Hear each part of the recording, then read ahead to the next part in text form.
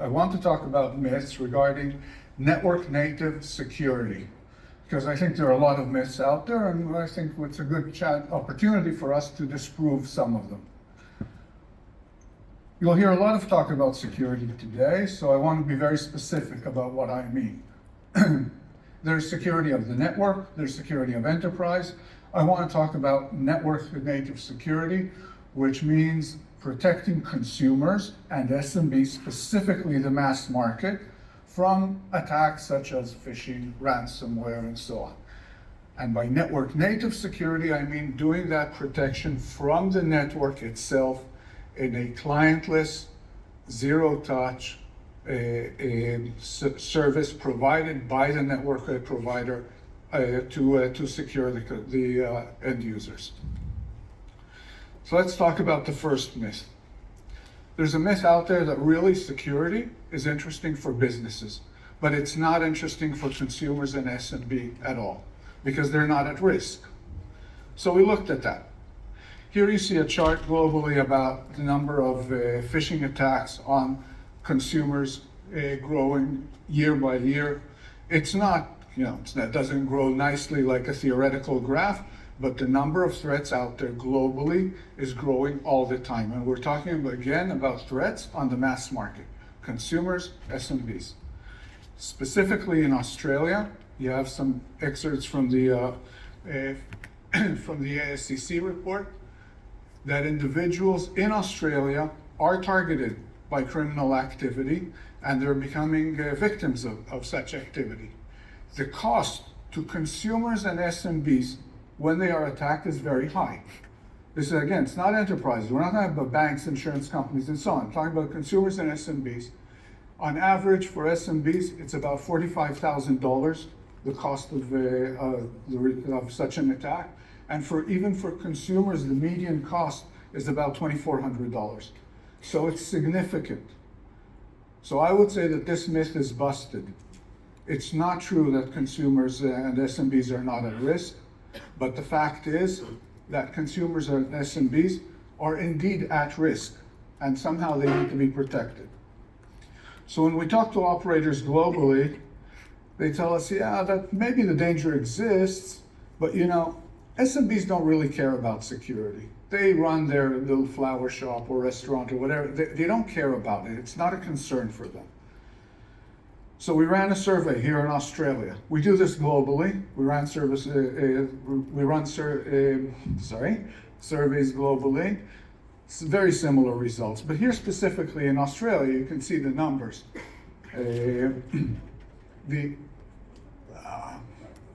Sorry, this is very small. If you can mirror the screen, it will be easier. 63% of SMBs say that they're no, the slide itself. Sorry, I'm just getting the technology working here. Great, thank you. 63% say that the likelihood of their business falling victim to an attack is high. 79% think that that their business is at risk. And you can see these numbers. This is high. That means that SMBs actually care about security. This myth is also busted. And the reality is, the fact is, that not only are they at risk, they care very much about security. Then we take it another step. Then people tell me, okay, maybe the SMBs care, but consumers, families, they don't care at all about security. Maybe they're at risk, maybe the small businesses have some care, but the consumers don't. So we looked at that. Again, we ran a survey here in Australia. And you see that 77% think that it's important to be protected from it. The cost of the attack we already showed. It can cost an individual $2,400 if they fall prey to a phishing attack or ransomware attack or something like that. 2/3 of consumers will fall prey to such attacks. So at the end, again, another busted myth. Consumers actually care about security. That's the fact. They care about it very much. Okay, so when we go through that and we understand that there is a risk and consumers and SMBs care about it, then people tell us all the time, well, you know what, the best way to provide security is just using an app.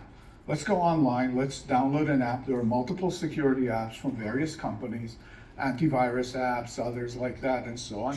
You can download it and protect yourself. So we looked at what's happening in the world. Globally, as a matter of fact, less than 5% of consumers actually download any such security apps. Almost nobody does anything at home. I would challenge all of you to think what you're doing at home. You have a TV that's connected to the internet. You probably have other devices, perhaps, I don't know, your stereo system, perhaps your air conditioning, other IoT devices at home. I doubt most of you have downloaded apps into these devices to try and protect them from various attacks. The norm is almost nobody does anything. And if there is some hero or heroine here that have done so, they are definitely the exception to the rule. In Japan, by the way, which is where they feel very, very strongly about meeting their promises, when somebody buys a phone and they buy a security app, they have a person in the store installing the app for them.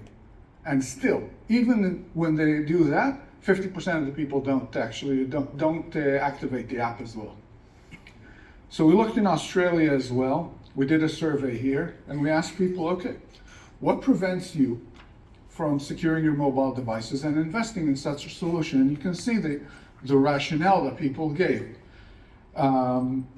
They don't know which app to use.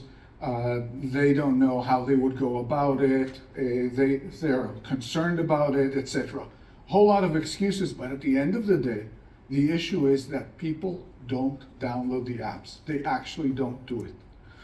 So is an app the best way to provide security? I would claim that it doesn't work this way.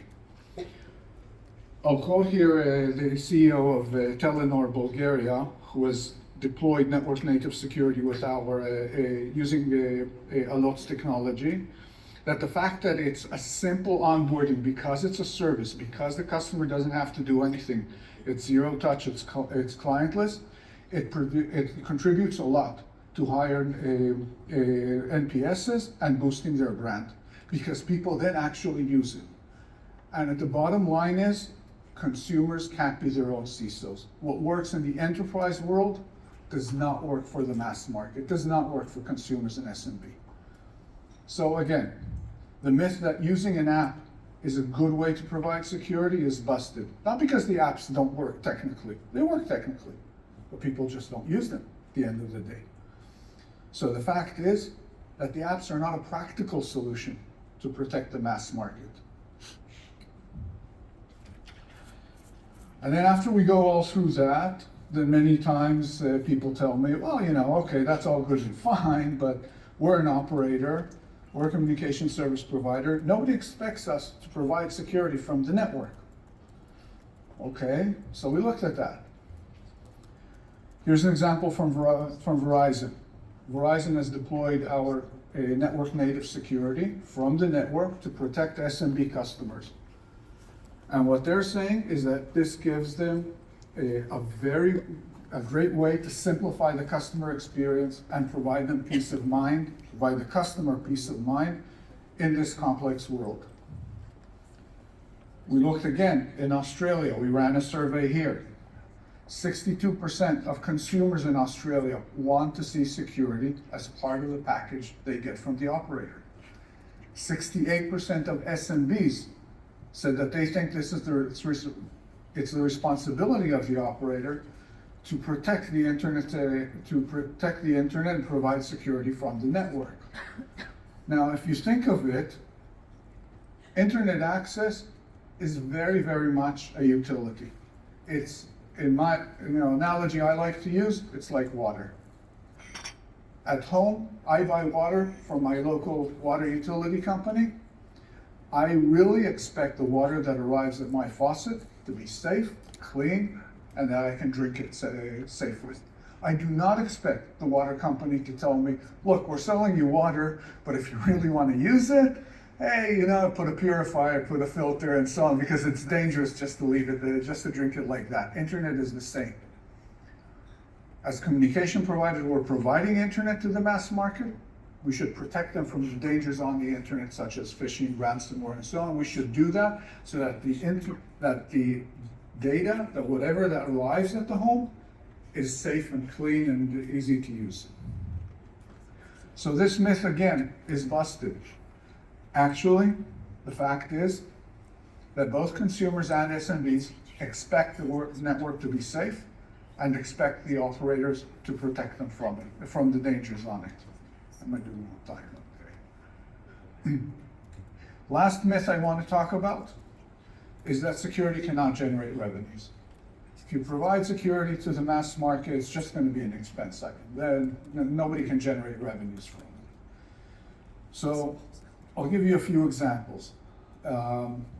Here are two examples from Vodafone and from Hutchison, three, that are providing security to their consumers in Europe. Vodafone is charging 99 euro cents, say €1 per month. Hutchison is charging €1.5 per month. This is to the consumer market in Europe. They're using, of course, our technology to do that. And you can see that they're able to sell it with an uplift of about 5 to 8% of the cost or the price of the plan to the consumers. On the SMB, in the SMB area, the payment can be much higher for a very, very similar service. Gave here the example of Telefonica, which is selling it at about 10 euros per month in Spain, and Verizon, which is selling it to SMBs today at between $10 to $20 per month, and in addition to the regular package. So you can definitely price it.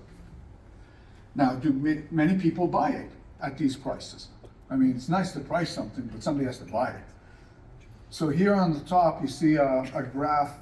Every line represents a different country, market, operator. And you can see this is a scale from end to end of about 5 years.